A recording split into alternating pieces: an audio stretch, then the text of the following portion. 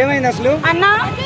మా సైడ్ మాకు రూపాయి ఇవ్వకుండా బలప్రకాష్ ఆయన చంపేసి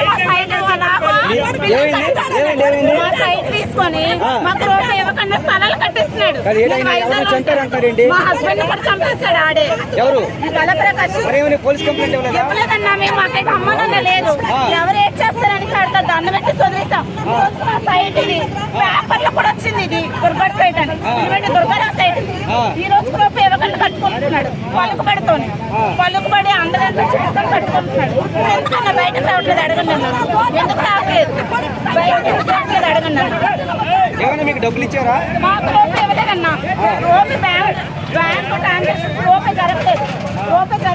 అన్నా మీరు మాత్రం నాకు తెలుసు. ఒక్కలు కూడా చేసేసుకోవద్దన్నా.